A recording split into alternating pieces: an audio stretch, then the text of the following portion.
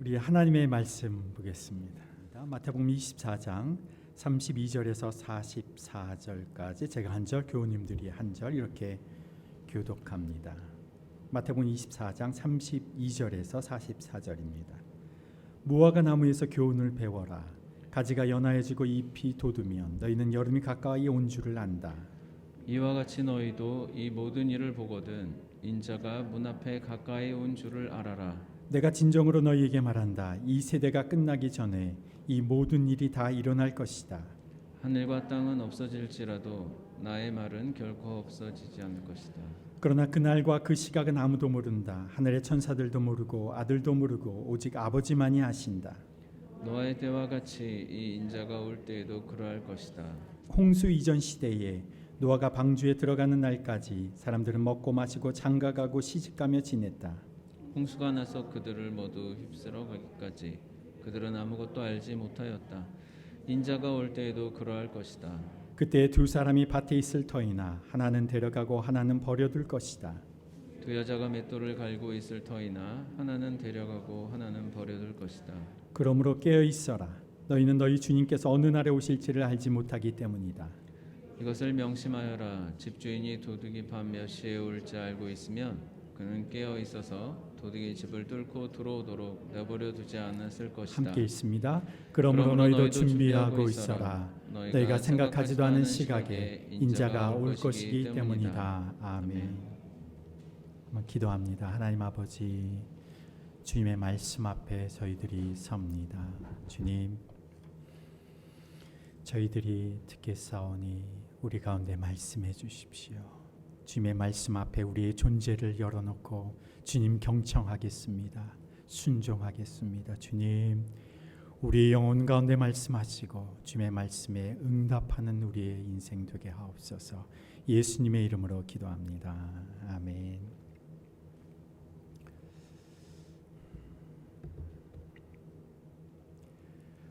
봄이 성큼 다가온 것 같습니다.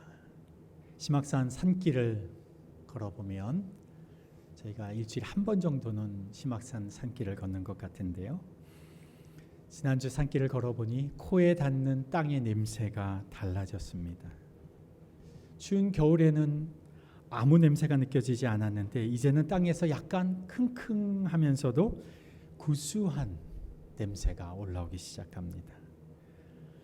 얼었던 땅이 다 녹아서 질퍽해진 것도 있고 얼음이 녹으면서 표면의 지층이 이렇게 마치 공중 부양에 있는 것처럼 떠 있는 곳들이 자주 눈에 띕니다.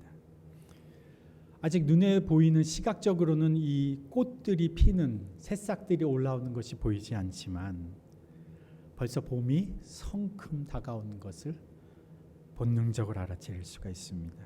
조금만 더 지나면 이제 노란 개나리가 피기 시작하고 숨죽어 있던 새싹들이 올라오기 시작하면서 이 대지가 이제 푸르러지기 시작할 겁니다. 이 사계절이 분명한 이 대한민국에 사는 오늘 우리들이 맞게 되는 새로운 계절입니다. 봄이 오고 있습니다. 이스라엘은 우리나라처럼 사계절이 분명하지 않아서 크게는 두 계절, 건기와 우기로 이렇게 나눕니다만은 건기에 속하는 계절이 여름이고 우기에 속하는 계절이 겨울이라면 그 중간에 짧게 위치해 있는 것이 봄과 가을입니다. 그래서 여름에는 비가 내리지 않은 고운 건조한 날씨가 계속되고 겨울에는 1년의 대부분의 강우량이 이 겨울에 발생합니다. 그래서 여름에는 저희도 여름에 방문을 했었는데 여름에는 굉장히 고온 건조합니다. 겨울이 평균 기온 15도로 여행하기에 겨울도 나쁘지가 않습니다. 그래서 우리가 다음에 이스라엘을 갈 때는 겨울에 한번 가면 좋겠다. 마침 설 연휴 특집으로 기독교 굿팁인가요? 에서 방영한 성지순례 편이 겨울에 찾아가는 성지순례 해서 겨울 시즌에 성지순례를 이렇게 다큐멘터리로 이렇게 보여주는데 덥지 않아서 겨울에 가도 참 좋겠다. 한국 사람이 느끼기에는 좋은 계절로 그렇게 느껴집니다. 그런데 비가 이제 겨울에 많이 주로 집중해서 내리는데 이 겨울이 지나고 나면 짧은 봄을 거쳐서 바로 여름으로 접어드는 겁니다. 이 여름으로 접어드는 이 계절을 분명하게 가르쳐주는 나무가 무화과 나무라고 할 수가 있습니다. 무화과 나무는요 1년에 2번 열매가 열리는데 3월에 한 번, 이 봄이죠. 이제 여름, 겨울에서 봄으로 들어가는 그 사이에, 그리고 여름인 6, 7월에 이렇게 한 번 열립니다. 이 3월에 열리는 이 열매는요 지난해 겨울을 지나고 난 옛 가지에서 나오는 열매이기 때문에 식용으로 먹기에는 쓴맛이 강하고 즙도 별로 없어서 사람들이 이것을 따서 먹지는 않습니다. 그런데 아주 가난한 사람의 경우는 먹을 것이 없을 때는 이것마저도 따서 먹는 경우가 있지만 보통은 열매로 먹지를 않습니다. 그런데 무화과 나무의 새로운 가지가 이제 3월부터 나기 시작해서 여름에 진입하면서 가지가 무성해지고 그러고 나면 열매를 맺는데 이 열매가 진짜 이제 사람들이 먹을 만한 맛과 향 그리고 즙이 풍부한 열매가 되는 겁니다. 이것이 바로 식용으로 쓰는 무화과 나무 열매지요. 마태복음 21장에 보면 예수님께서 무화과 나무에 이렇게 찾아가시는 장면이 나옵니다. 근데 무화과 나무의 열매 잎은 무성한데 열매가 없어서 예수님께서 그 무화과 나무 열매를 이렇게 저주하는 장면이 나오고요. 그리고 다음 날 제자들이 지나가면서 그 나무를 보니까 그 무화과 나무가 말라 있는 일을 발견하게 되지요. 그때 예수님이 그 저주했던 그 무화과 나무 그 시절이 그 앞에 문맥을 잘 살펴보면 바로 봄 3월이라고 할 수가 있습니다. 성경에 보면 그때가 무화과의 나무의 철이 아니기 때문에 열매가 없었다 이렇게 성경이 언급하고는 있는데 그 성경에 말하고 있는 열매가 없다고 말하는 것은 식용의 열매가 없다는 거죠. 그런데 3월에도요 보이지 않는 작은 열매들이 맺혀 있습니다. 그런데 이 열매가 3월에 맺혀 있어야 그리고 여름에 무화과 나무에 새로운 잎이 나면서 많은 열매가 이제 여름의 끝자락에 많이 맺히게 되는 거죠. 3월에 열매가 없으면 여름의 열매도 없는 겁니다. 그 무화과 나무는 열매를 맺지 못하는 거죠. 그래서 예수님이 그때에 그 무화과 나무를 저주하셨던 것은 바로 기다려도 여름을 기다리고 나서도 열매 맺지 못하는 인생들을 향한 예수님의 경고이기도 했던 것입니다. 어쨌든 무심한 사람들은 계절이 바뀌는 것을 알지 못합니다. 봄이 오는 것도 모르고 새로운 계절이 온 것도 알지 못한 채 그냥 계절이 바뀌는 것을 경험하죠. 그런데 조금만 유심히 생각하고 귀 기울여 보고 그리고 관심을 기울여 보면 둘레길 땅의 냄새로 보이는 새로운 새싹들의 모습으로 나무의 모습으로 계절의 변화를 우리가 알 수가 있습니다. 우리가 분별해야 될 계절에 대해서 예수님께서 오늘 본문 이렇게 말씀하시죠. 32절, 33절 우리 함께 한 목소리로 읽어봅니다. 32절, 33절 무화과 나무에서 교훈을 배워라. 가지가 연하여지고 잎이 돋으면 너희는 여름이 가까이 온 줄을 안다. 이와 같이 너희도 이 모든 일을 보거든 인자가 문 앞에 가까이 온 줄을 알아라. 이러한 일들이 일어나는 무화과 나무의 잎이 많아지고 이제 여름 많아진 것을 보면 여름이 되었구나를 아는 것처럼 이러한 일들이 일어나는 것을 보거든 인자가 다시 올 때가 가까운 줄을 알아라. 인자가 문 앞에 가까이 온 줄 알아. 이건 예수님이 다시 오시는 때 인류의 종말입니다. 예수님이 다시 이 땅 가운데 임하시는 예수님의 재림입니다. 말세입니다. 이 말세가 가까이 온 줄을 이러한 일들이 일어나면 알아라. 이러한 일들이 무엇이냐? 무엇일까요? 제가 읽지는 않았지만 24장 앞쪽으로 보시면 3절부터 이렇게 나옵니다. 말세가 가까우면 어떠한 일이 일어나느냐? 3절에부터 보시면 이렇게 설명하시죠. 예수께서 올리브 산에 앉아 계실 때에 제자들이 따로 그에게 다가와서 말하였다. 이런 일들이 언제 일어나겠습니까? 예수님께서 다시 오시는 때와 세상 끝날에는 어떤 징조가 있겠습니까? 우리에게 말씀해 주십시오. 제자들이 물음에 따라 예수님께서 그들에게 말씀하셨다. 누구에게도 속지 않도록 조심하여라.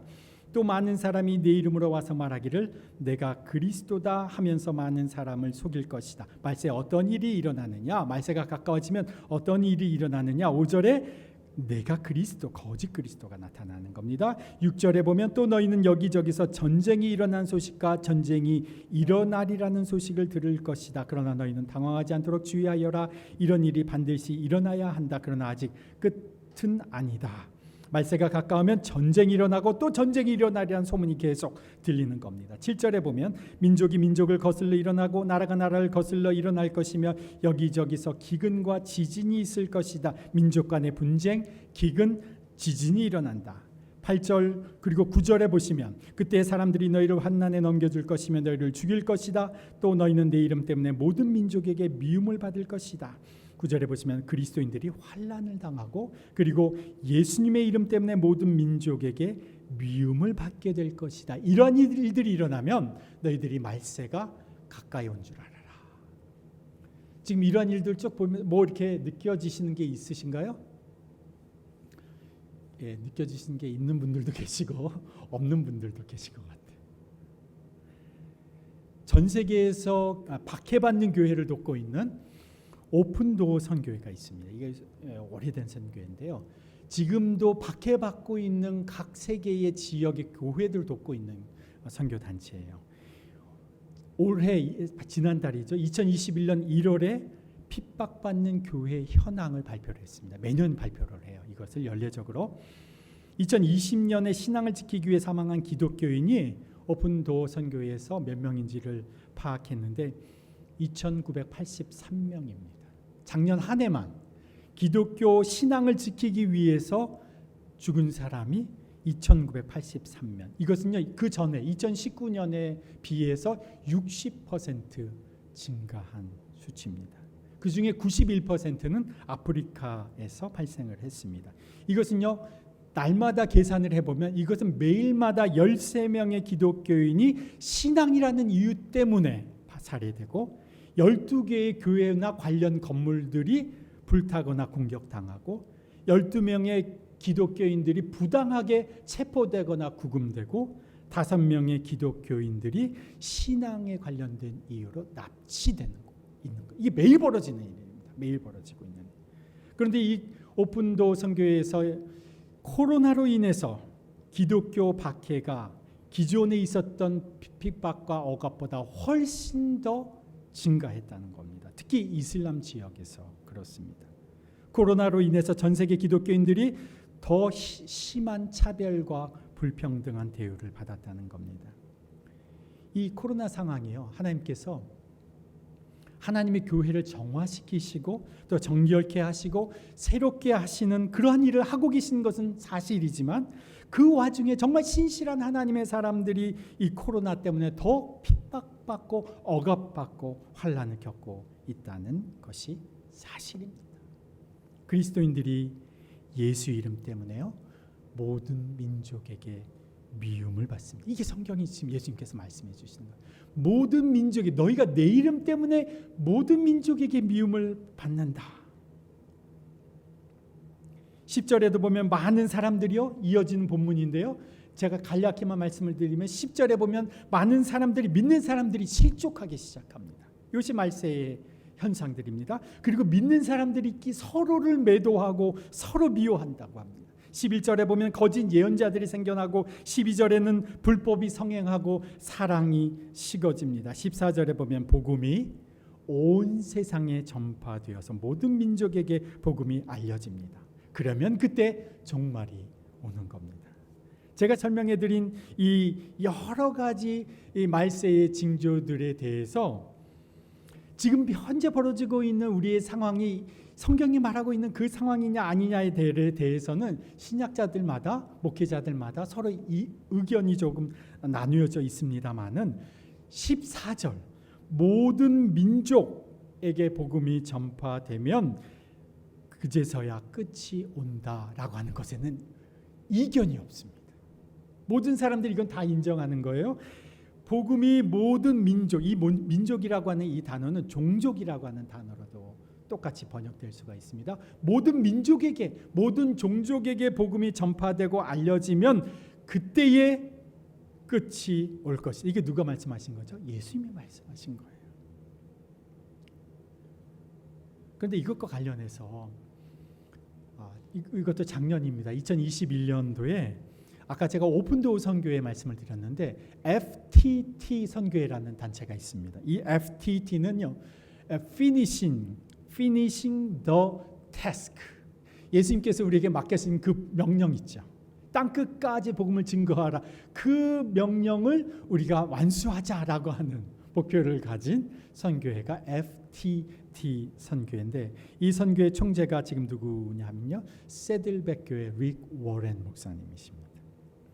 이 2020년도에 2020년 10월에 이 선교회 세계대회를 개최했는데, 이 선교회 세계대회를 개최하면서 이 선교회에서 이제 자료들을 다시 취합해서 발표한 것들이 있습니다.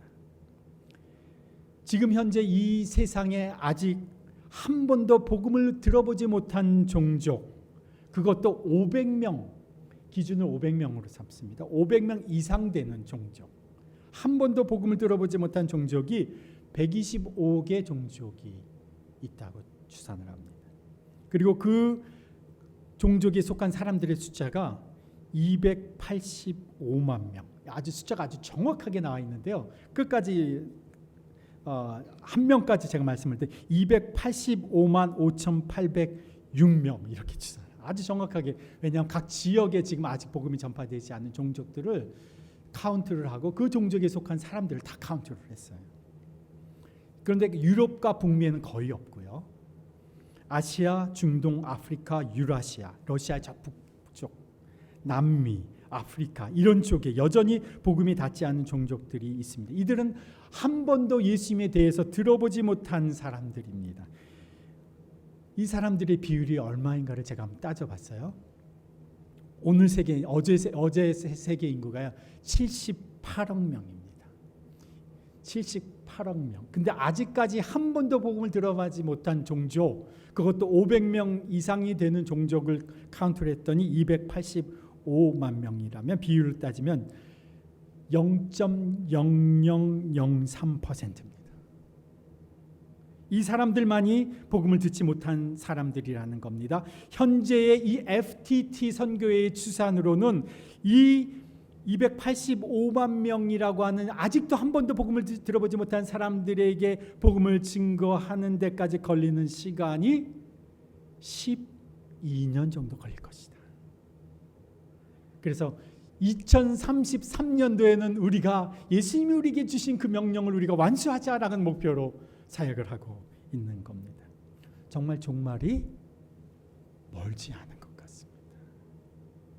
정말 이 시대는 우리 주변만을 살펴봐도요, 우리나라를 한번 살펴보십시오. 정말 복음이 들어가지 않은 것이 얼마 남지 않았습니다. 예수님께서 종말에 대해서 얘기하실 때, 사실 예수님은요, 이 종말에 대해 얘기하실 때 인류 전체의 종말과 이스라엘 백성들의 종말에 대해서 구분해서 말씀을 하셨어요. 보편적인 인류 전체의 종말에 대해서는 우리가 3절에서 14절 우리가 읽지 않은 부분인데, 아까 우리가 나중에 읽은 부분, 그 부분에 대해서 그 부분이 말씀하시면서 인류의 종말에 대해서 말씀하셨고, 그 후에 이스라엘의 종말, 곧 이스라엘의 종말이라고 하는 것은요, 이스라엘의 멸망을 얘기합니다. 이스라엘의 멸망에 대해서 얘기하신 것은 15절 이후에 28절까지의 말씀입니다. 물론요, 이건 당시의 사람들은 제대로 이해를 하지 못했어요. 그러니까 앞부분은 인류 전체의 종말에 대해서 말씀하시는 것이고, 뒷부분은 인류 전체라기보다는 이스라엘에 국한돼서 말씀을 하시는 거예요. 이스라엘의 종말, 곧 이건 예루살렘의 멸망을 얘기하는 것인데, 15절 16절 한번 같이 한번 읽어보실까요? 15절 16절 시작. 예수님께서 이렇게 말씀하셨습니다. 15절 16절 시작. 그러므로 너희는 예언자 다니엘이 말한 바 황폐하게 하는 가증스러운 물건이 거룩한 곳에 서 있는 것을 보거든 있는 사람은 깨달아라. 그때 유대에 있는 사람들은 산으로 도망하여라. 다니엘이 500년 전에 예언했던 다니엘 시대에 예언했던 예언이 여기에 보면 각 주에 다니엘서가 나와 있습니다. 그것을 살펴보시면 다니엘이 가장 거룩한 곳인 성전에 가증스러운 우상이 세워질 것을 예언했는데, 이 예언이요, 다니엘이 예언한 그때로부터 500년이 지나서 기원전 167년에 실제로 일어났습니다. 시리아 왕조의 안티오쿠스 4세가 예루살렘을 침략해서 들어갔는데, 예루살렘 성전 안에다가 뭘 세웠냐면요, 제우스 신전을 세웠습니다. 이스라엘의 가장 거룩한 곳을 더럽힌 이 신성 모독 사건은 이스라엘 사람이라면 절대 잊을 수 없는 사건입니다. 그런데 이것을 연상시키는 일이 벌어지면 이런 이야기합니다. 다니엘 시대에 예언했던 것처럼 거룩한 그 성전에 가증스러운 것이 세워지는 것을 보거든 그것을 연상시키는 사건이 일어나게 되면, 그러면 그때가 이스라엘의 종말이 임한 것이니 산으로 도망해라. 이것은 인류의 종말을 얘기하는 것이 아니라 이스라엘의 종말입니다. 예루살렘의 멸망에 대해서 말씀하시는 겁니다. 가증스러운 물건이 거룩한 것에 서 있는 것을 보거든 이것은 무슨 상황일까? 이것은 이 가증한 것은 무엇일까? 이것에 대해서 성경학자들은 이렇게 해석합니다. 로마 군대가 가는 곳마다, 초기 로마군은 그렇지 않았는데요, 로마군이 세계를 제패하기 시작하면서 이제 로마군이 들어가는 곳에서는요, 로마군의 가장 앞장서서 휘날리는 깃발이 있습니다. 나중에는 이건 깃발뿐만이 아니라 모양을 직접 만든 조형 모양을 들고 들어갔는데, 제패하는 들어가는 곳마다 이것을 들고 가죠. 깃발이나 아니면 문양, 그 모형 자체를 들고 가죠. 독수리 문장이 들어가는 겁니다. 독수리, 날개를 착 펴진 독수리. 미국 국기에도 독수리가 들어가는데요, 이 독수리는 로마 군대를 보호하는 하늘의 수호신을 상징하는 것입니다. 이것은 유대인들이 가증스럽게 여기는 우상이죠. 로마 군대의 수호신으로 여기는 이 신성시 여기는 독수리 문장의 깃발을 들고 가든지, 아니면 독수리의 모형, 금으로 조각된 독수리의 모형을 들고 로마 군대가 들어가는 거죠. 그런데 그 로마군이 어디까지 들어갔냐면요, 예루살렘 성전 한가운데까지 그 깃발을 꽂아놓은 겁니다. 가증스러운 것이 가장 거룩한 것에 서게 된 것이죠. 그때 어떻게 하라 그랬습니까? 산으로 도망해라. 정말 이스라엘 사람들은요, 로마 군대가 그렇게 침략해 들어왔을 때 어디로 도망갔냐면 산으로 도망갔습니다. 그 도망간 곳이 어디냐면 마세다라고 하는 곳이에요. 완전 산 위에 있는 요새. 그들은 그곳에서 로마 군대가 예루살렘 안에까지 로마군의 상징인 신성시 여기는 독수리 모형 깃발을 들고 왔을 때, 그들의 침략을 피해서 사막 한가운데 우뚝 솟은 천연 요새 마세다 요새에 의해서 끝까지 저항하다 3년간 저항하다가 마지막 순간에 결국 모두 자결하면서 이스라엘은 멸망하게 됩니다. 이것이 AD 70년에 일어난 일입니다. 그래서 28절에 보면 죽음이 있는 곳에는 독수리가 모여들 것이다 이렇게 말하고 있는데, 이것은 바로 죽음이 있는 곳고 부패한 자리, 심판의 대상의 독수리, 곧 로마 군대를 통해서 하나님의 심판이 임할 것임을 말하고 있는 겁니다. 그래서 34절에 한번 같이 읽어보십니다. 시작. 내가 진정으로 너희에게 말한다. 이 세대가 끝나기 전에 이 모든 일이 다 일어날 것이다. 이것이 바로 이스라엘의 종말입니다. 멸망입니다. 이것이 실제로 예수님의 사후 40년이 채 안 돼서요, 한 세대가 지나가기 전에, 이 세대가 지나가기 전에 예수님의 말씀이 성취된 겁니다. 예루살렘 종말은요, 이스라엘의 종말은 이미 실현됐습니다.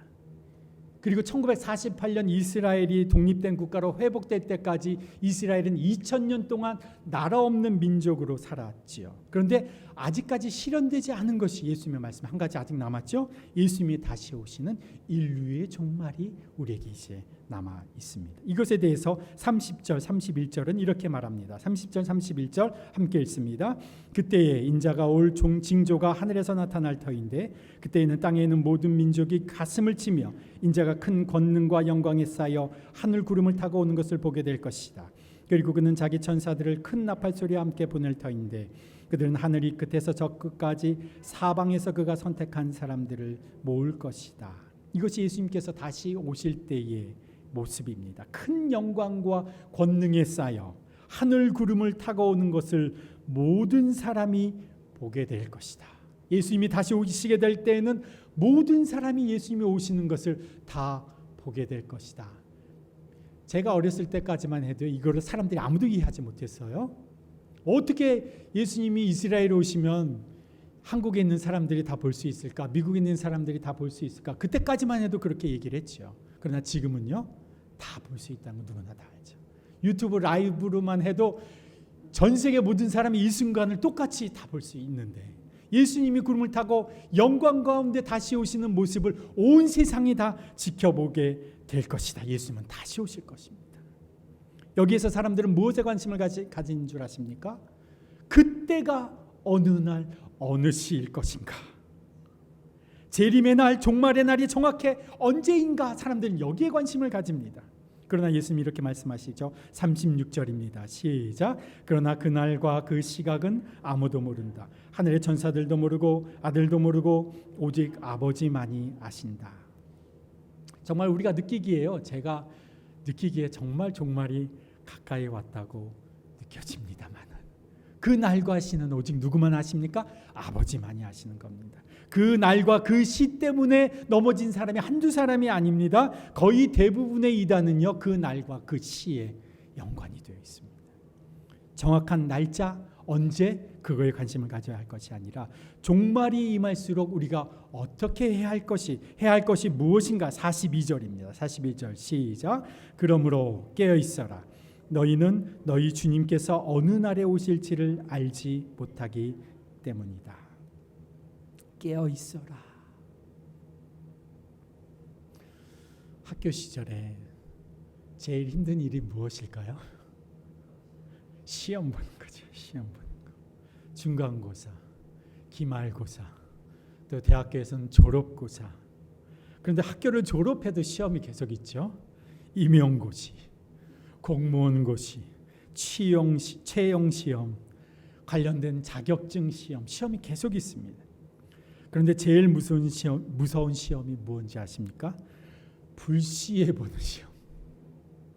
중간고사 딱 정해진 시험은요, 미리 준비를 할 수가 있잖아요. 그런데 선생님이 학기를 시작하면서 학기 초에 이렇게 말씀하시는 겁니다. 중간에 갑자기 시험 본다. 너 매일매일 공부하고 있어야 돼. 이게 제일 무서운 겁니다. 우리가 정확한 날, 정확한 시는 알 수 없지만 시대를 통해서 우리는요, 알 수가 있습니다.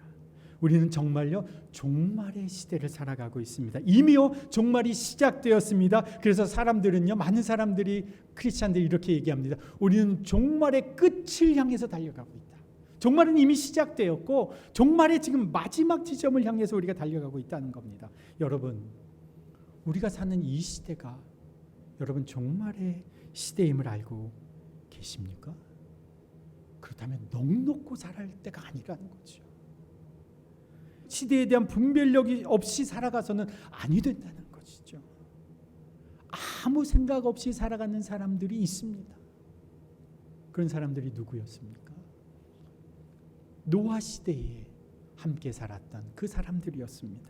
깨어있지 않으면 노아가 아무리 얘기해도 방주에 들어가는 날까지도 아무도 다 먹고 마시고 장가들고 자기들의 방식대로 즐기면서 한순간에 멸망을 당하는 겁니다. 노아를 통해서 하나님의 심판이 가까워 왔음을 노아의 입술을 통해서 말하고 있음에도 불구하고 시대를 분별하지 못하면 한순간에 심판의 대상, 멸망의 대상이 되는 겁니다.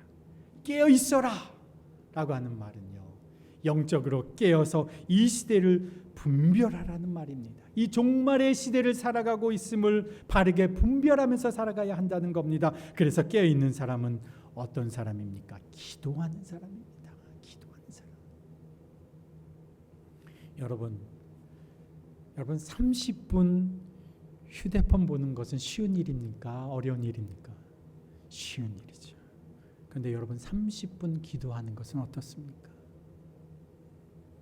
30분 기도하는 것은 어려운 시대가 되었어요.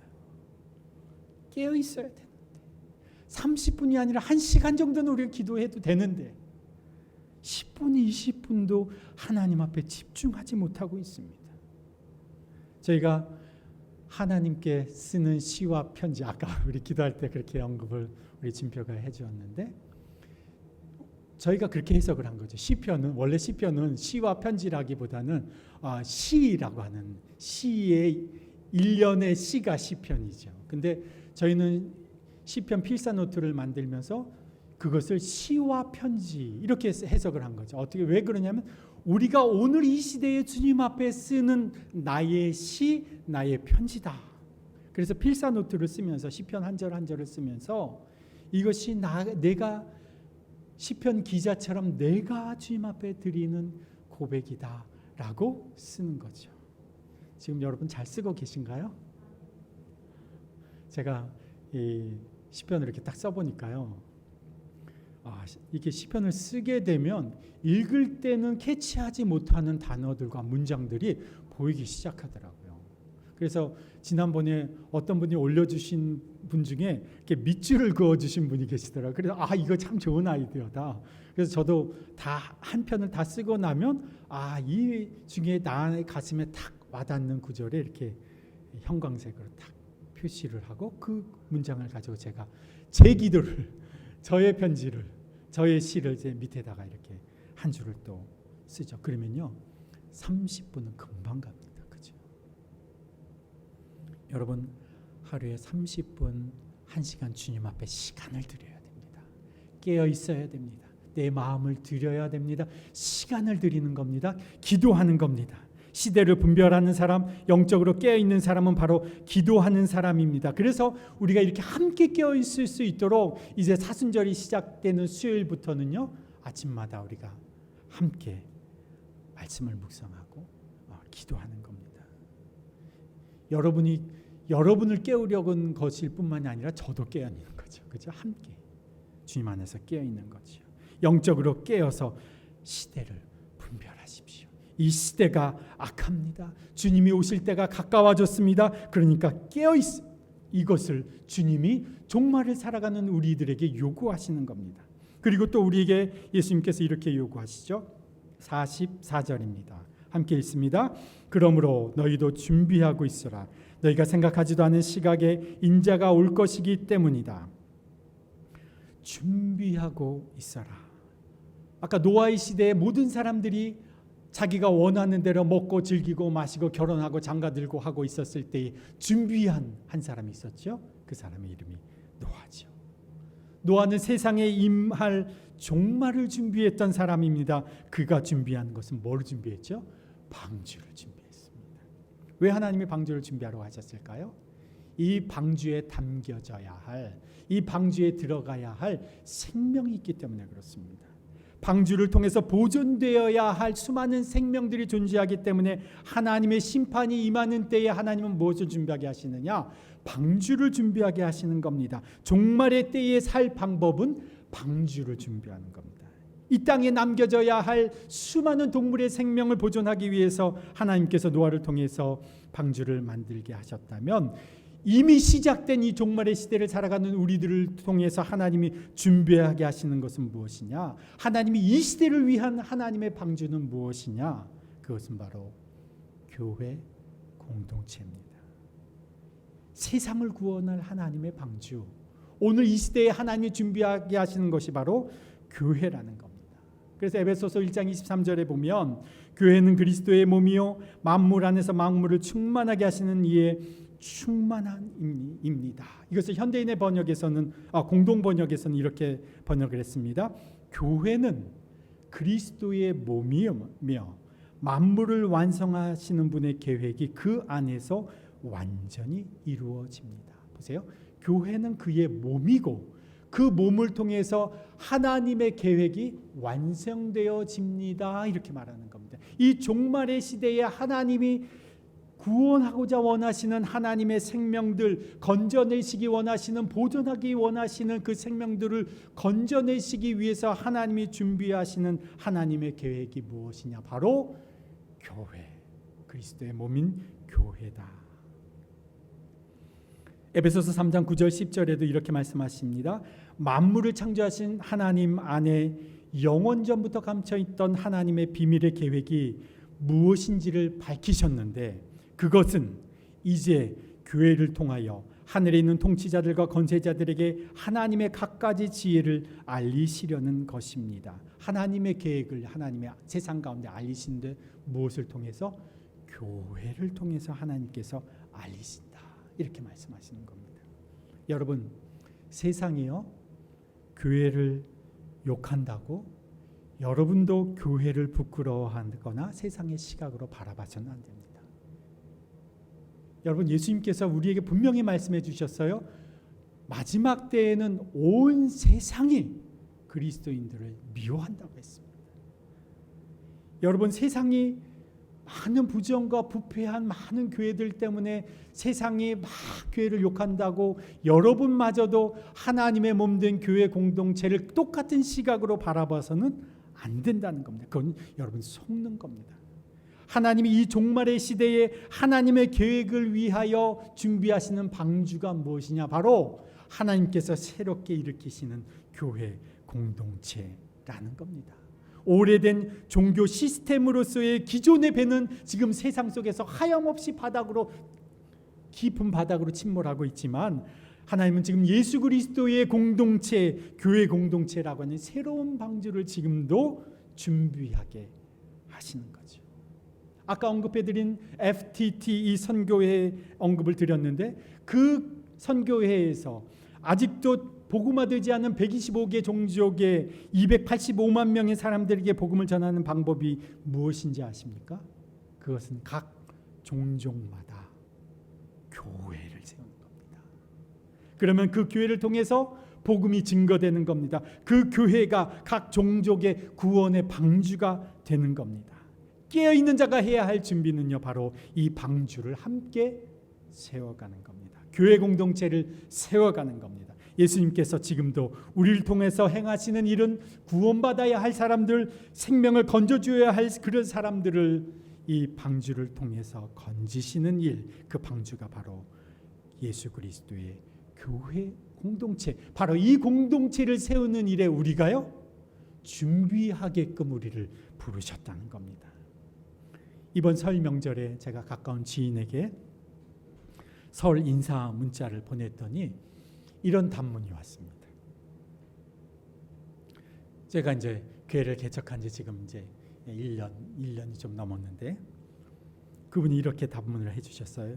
교회 개척, 이 세상 가장 위대한 일이니 날마다 그리스도와 동행함으로 충만 승리하기를 기도하고 축복합니다. 선배 목사님이 저한테 이렇게 보내주셨어요. 교회 개척, 이 세상 가장 위대한 일이니 승리하고 충만하시기를 기도하고 축복합니다.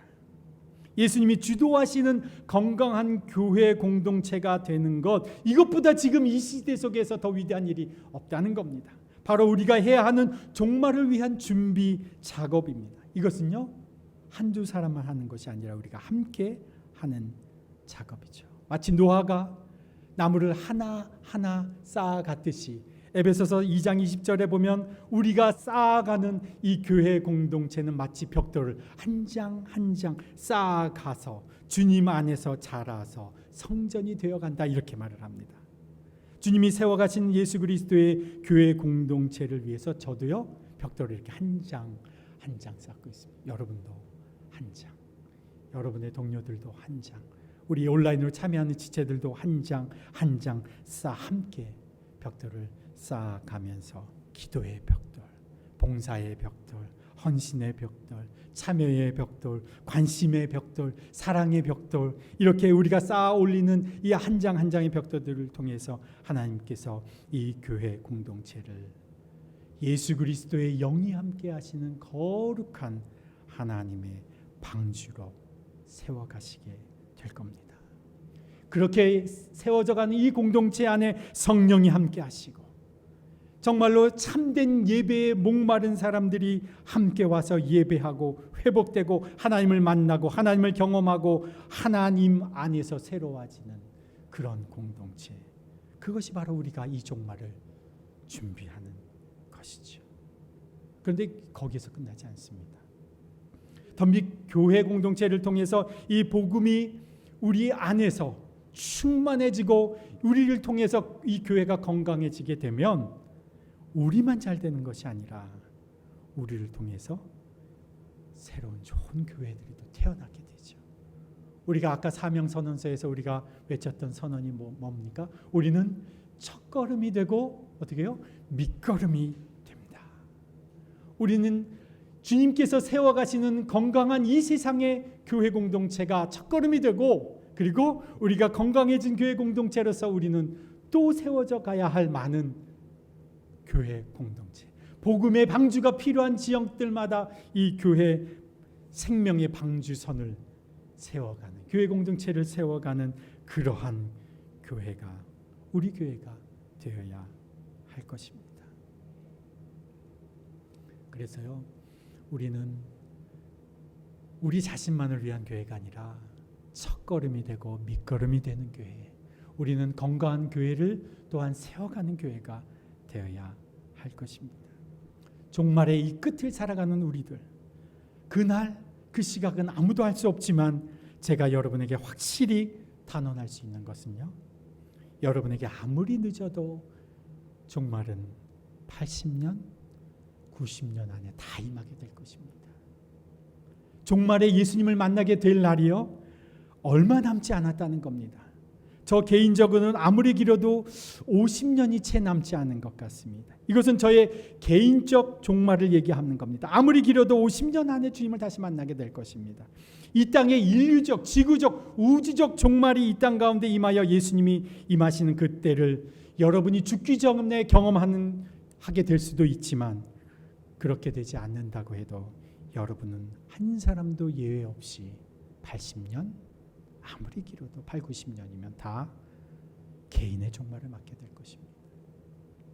인류적, 우주적 종말이 먼저든지 내 개인의 종말이 먼저이든지 우리는 어쨌든 그 끝에서 그 종말의 주인 되시는, 심판의 주인 되시는 예수님을 만나게 될 것입니다. 그때 우리 그 예수님을 심판하는 예수님으로 뵙게 될지, 우리를 보상해 주시는 예수님으로 뵙게 될지는 오늘 우리에게 달려 있습니다. 깨어 있어라, 주님이 우리에게 말씀하셨죠. 깨어서 시대를 분별하며 살아가는 우리가 되십시다. 준비하고 있어라, 주님이 말씀하셨죠. 이 시대의 방주, 교회 공동체를, 건강한 교회 공동체를 세워가는 일에 함께 벽돌을 쌓아 올리는 주님의 백성으로 살아가시기를 축복합니다. 이렇게 사는 우리들이라면 종말은 불현듯 갑자기 찾아오는 것이 아니라 고대하고 기다리던 주님을 얼굴과 얼굴을 대면하여 만나는 그날은 복된 날, 기쁜 날, 소망의 날, 행복한 날, 감격의 날이 될 것입니다. 하나님 아버지, 오늘이 영원할 것처럼 살아가는 저희들에게 시대의 종말이 임박했음을 알려주시고 깨어 시대를 분별하라고 요구하시는 주님의 음성을 들려주시니 감사합니다. 준비하라고 요구하시는 주님의 음성을 우리에게 알려주시니 감사합니다. 주님, 이제 주님께 깨어 기도하는 삶을 살아가게 해주십시오. 주님께 시간을 드리는 자로 살아가게 해주십시오. 사순절을 주님과 함께 깨어 살아가는 사순절이 되게 하여 주십시오. 이제 주님이 세우시는 교회 공동체를 함께 세워가는 자로 살게 하여 주옵소서. 그리하여 우리를 통하여 건진받아야 할 사람들이, 생명이 보존되어야 할 생명들이, 구원받아야 할 사람들이 구원 얻는 역사가 있게 하여 주옵소서. 하나님, 이 시간 주님 앞에 감사의 예물을 올려드립니다. 주님, 이 예물을 받으셔서 이 시대 속에서 하나님의 건강한 교회 공동체를 세워가는 일에 벽돌처럼 주님께서 사용하여 주옵소서. 주님의 나라와 주님의 의를 위하여, 주님의 복음을 위하여 귀하게 사용하여 주옵소서. 예수님의 이름으로 봉헌기도 드리며, 이제는 지금도 주의 몸된 교회를 세워가시는 우리 주 예수 그리스도의 은혜와 영원히 다스리시는 하나님 아버지의 그 무한하신 사랑과 날마다 우리를 지도하시는 보혜사 성령님의 교통하심과 인도하심이 깨어 준비하는 자로 살아가기를 결심하며 세상으로 나아가는 주님의 백성들 위에, 그 속한 가정과 일터 위에, 주의 몸된 교회 공동체 위에 이제부터 영원토록 함께 하시기를 간절히 축원하옵나이다. 아멘.